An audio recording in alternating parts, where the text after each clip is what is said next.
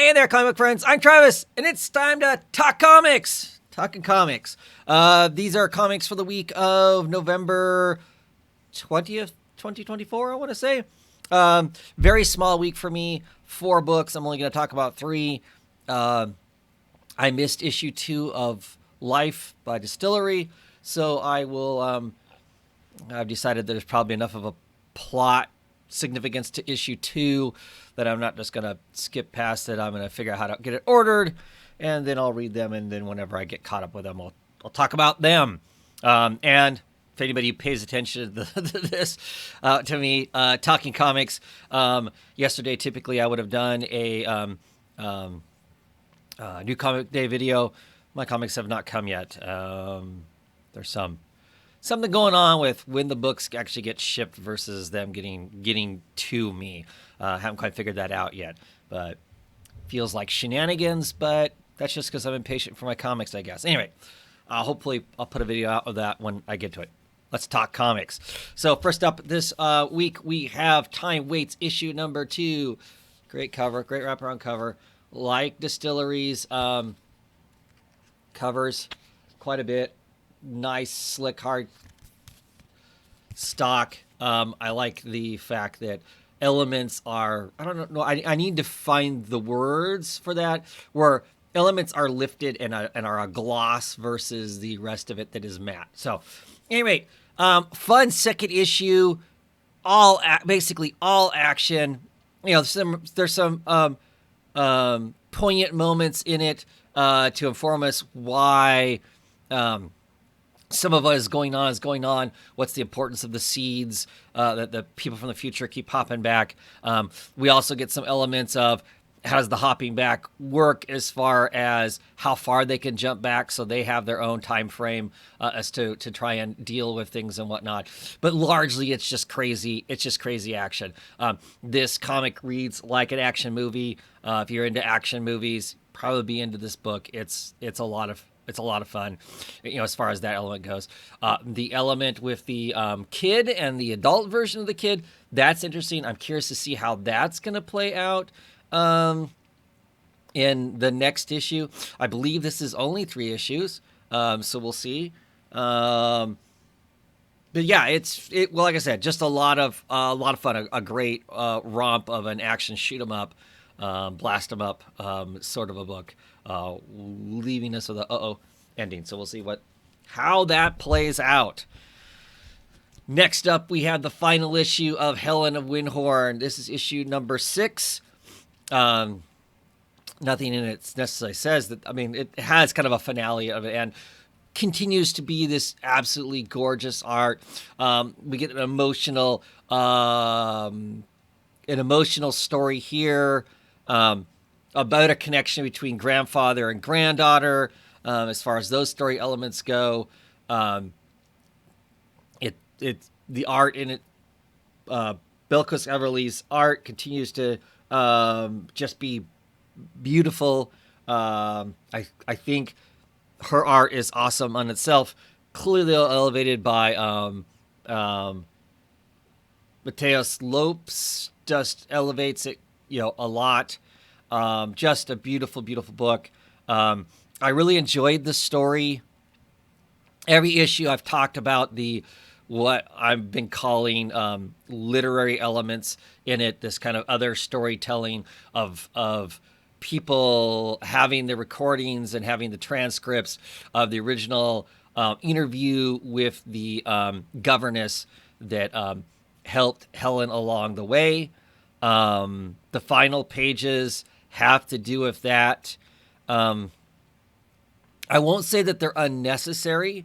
I mean, I think the story would have read just as well and been told without that. I think that that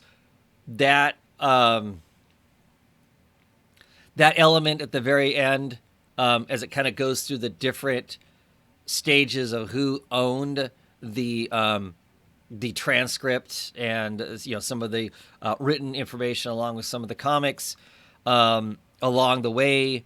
I feel like there's a journey there in and of itself, especially with landing on the last person and kind of the same messages that were there. I kind of feel like that I need to talk to some of my other literary friends to see what they thought of those elements. I've already had some of you tell me that you thought it was wasted. There was no point, unnecessary, things along those lines. Um, but yeah, it didn't take away from it. It was more just as I read, a curiosity as to why are we doing that. And I don't know that the ending of this completely identified for me as to why that story element was in there, um, from a more critique perspective of the book.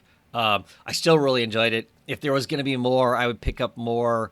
Um, it's a fun and interesting story, delivered by um, top tier artists. Is really what it's about. So definitely enjoyed it.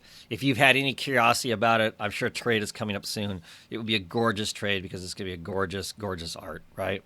So, and finally, this week we are talking Precious Metal, issue number 6. This is the end of Precious Metal.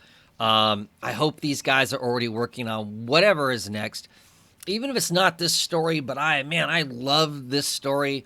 I love this world, this universe that they've created. I think maybe I like Precious Metal better than Little Bird. I know a lot of people feel lost in it, and there are moments that I feel lost in it. But I'm okay with that. I don't need every moment to sink in the first time. Gosh knows how many times I'll end up ultimately reading this beautiful book.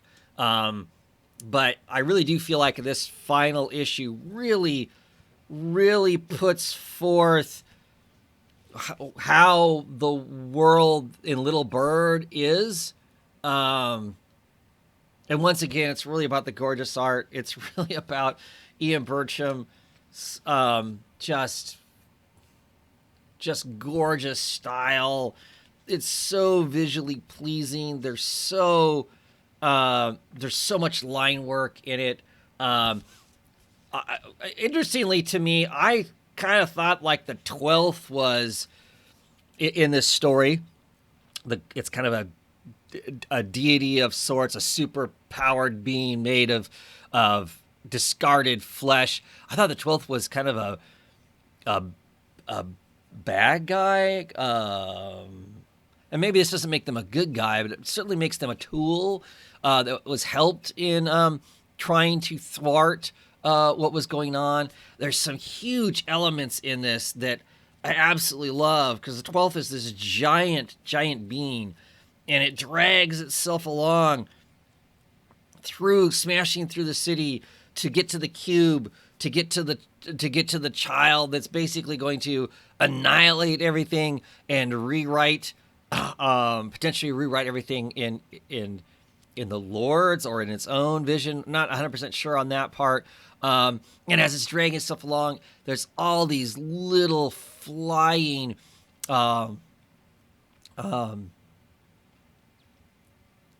beings like robots that are that are fighting for the holy power, just constantly blasting away at it. And the visuals of that I just thought were really, really cool. I like the ocean elements, the fact that our main character in this has a planted memory that they're not really aware of, but then they end up being aware of it at the last moment, to kind of help explain why he's what he is.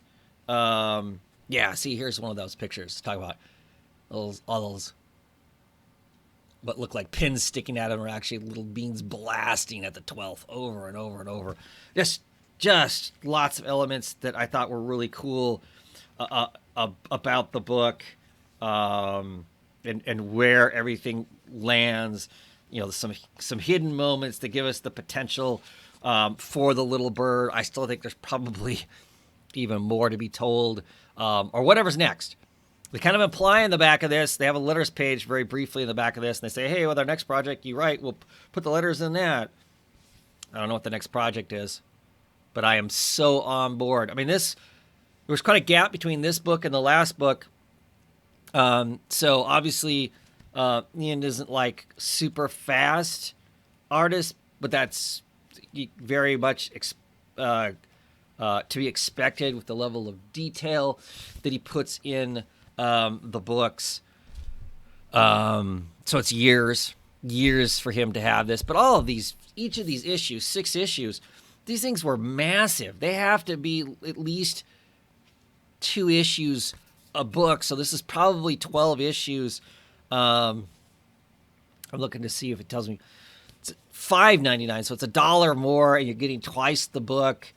So if you're just going by pure page count value, it's there, I believe, and well worth it.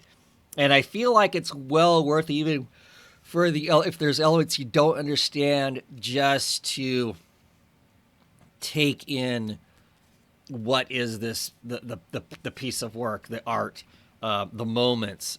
Because even if you don't understand exactly the sneaky stuff that's going on or whatever, there's still the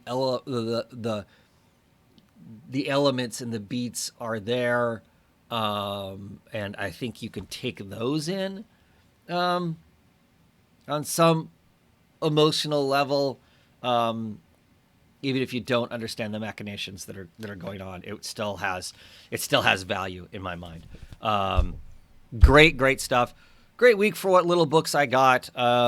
Anyway, keep it short. What did you think of the books? Have a great one, everybody.